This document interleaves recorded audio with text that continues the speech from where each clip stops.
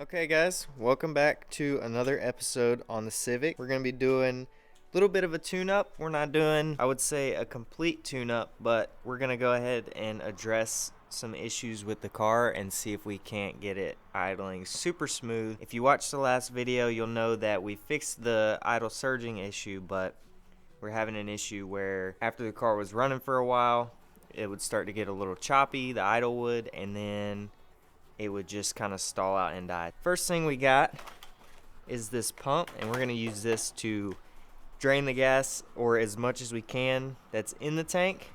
And then after that, we're going to go ahead and change out the fuel filter.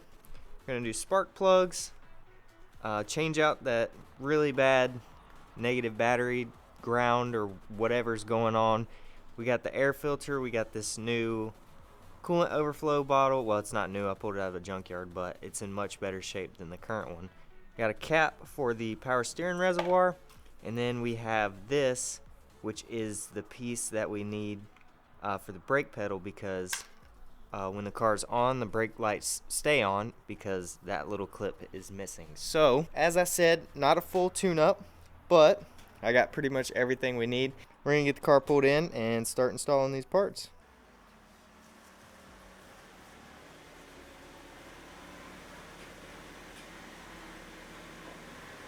Alright, so we got the car pulled in, about ready to get started. A lot of you guys are probably asking yourself why I haven't cleaned the car up or cleaned the interior or done anything like that. You're also probably asking, why aren't you doing an oil change? I do have a filter and oil. I'm just not going to do that on video. It's just an oil change. Nothing that anybody really needs to see. But you guys are probably asking why I haven't cleaned it up or anything.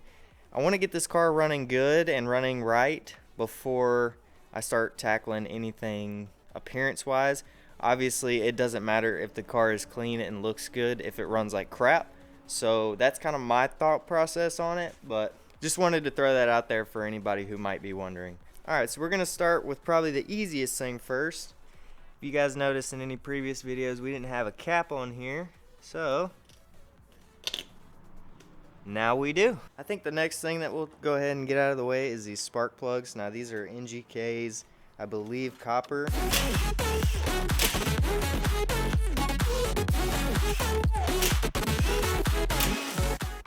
Don't worry, I had previously broken those before, so I knew that they weren't stuck. I'm not just hitting freaking spark plugs with an impact. Here's the old spark plugs.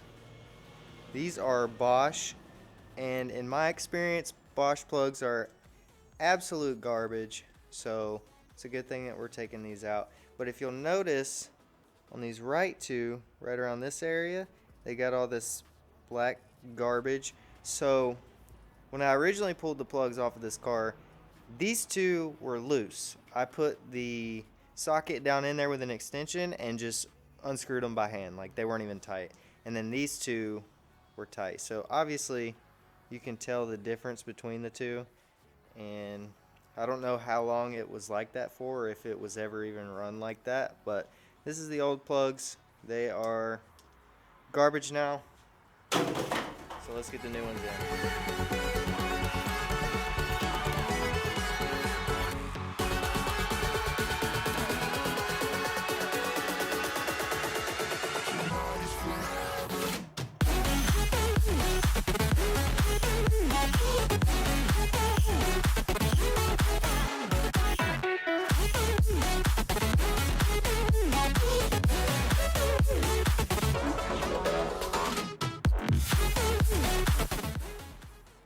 Just like that, spark plugs are done. Next up, we're going to do another easy one. Go ahead and get this new air filter in.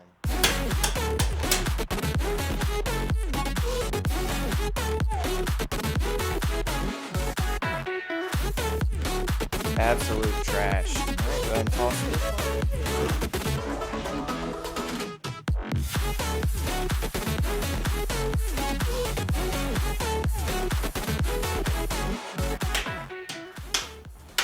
There we go, new air filter. Next, I'm going to go ahead and address this negative battery cable.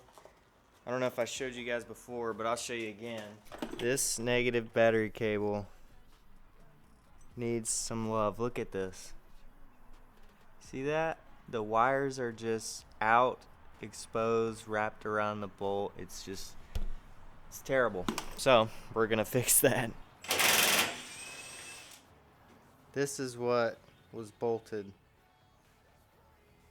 to the car, just like this. That's how it was. That's so bad. Yeah, I'm gonna toss this in the trash.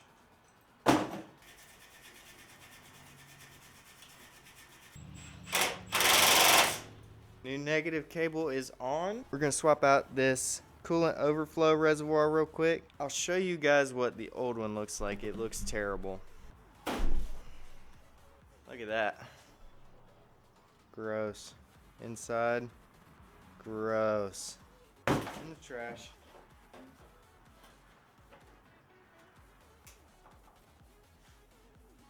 New overflow bottle. Nice. So basically the last thing that we have to do is to drain out the old gas, put the new fuel filter in. Now I'm not gonna record draining out the gas, but I will show you this this pump that I got. This is the pump. Pretty simple, it's a little hand pump.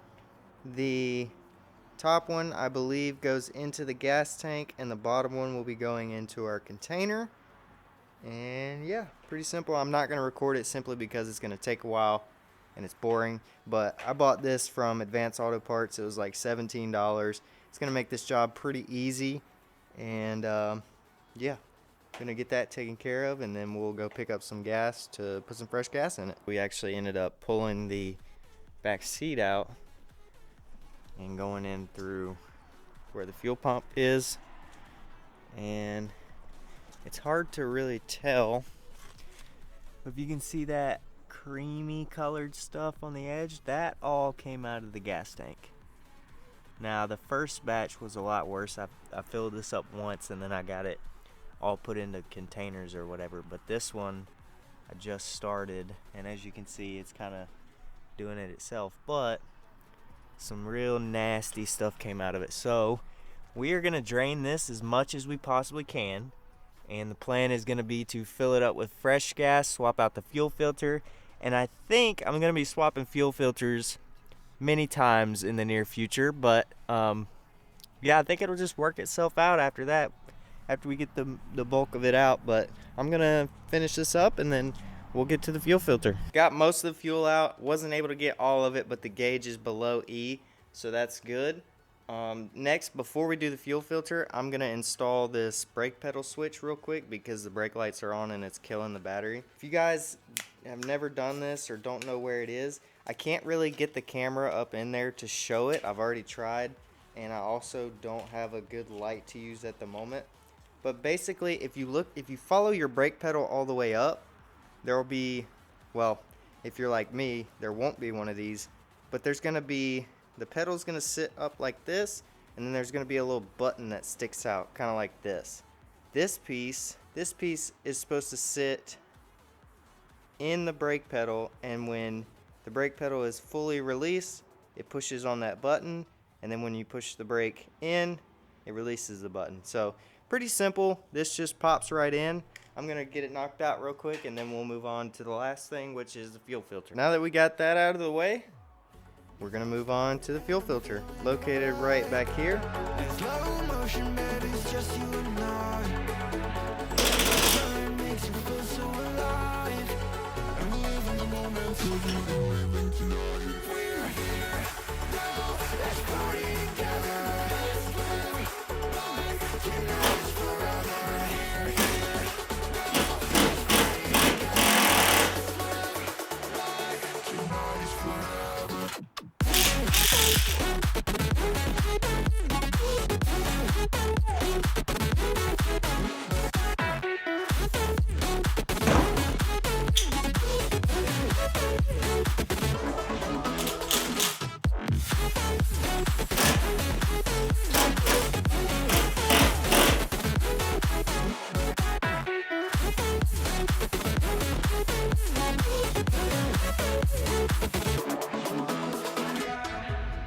That is pretty much it. We have done everything that we needed to today. I am going to go fill up my gas can and get as much fresh gas in this car as I possibly can, and then we're gonna see how it runs. Car is running. Seems to be running a little bit smoother than before. Man, it sounds a whole lot better than it did before. Still a little, not perfect. I'm gonna take it around the neighborhood real quick, bring it back. Because if you guys remember from the last video, I drove it around, brought it back, and then the car just kind of stalled on me and died. So I'm gonna drive it around real quick and see if it does that again. Sorry it's so dark, y'all. Got done a little later than I wanted to. But yeah, I mean, we are rolling. It definitely idles way better than before in drive, reverse, and park.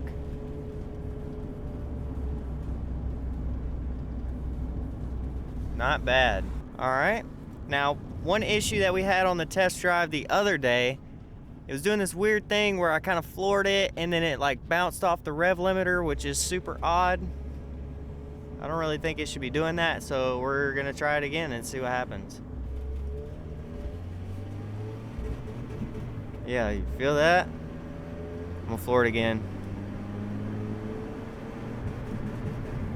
Yeah, that's should not be doing that. So I'm gonna let it idle and see what it does. See if it stalls out on me like it did the other day.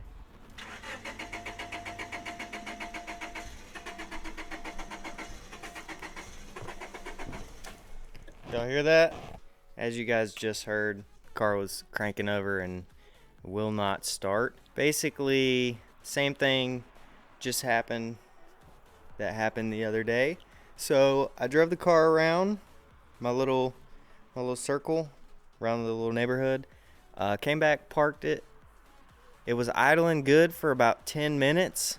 Everything was great. I thought it was gonna be fine, and the radiator fan kicked on and the car shut off. And now it struggles to start, and it will probably continue to struggle to start until the car's completely cooled off and I try to start it the next day. So again, at a stopping point, not really sure what's going on with it, but we did get the idle really smooth, and the car runs awesome.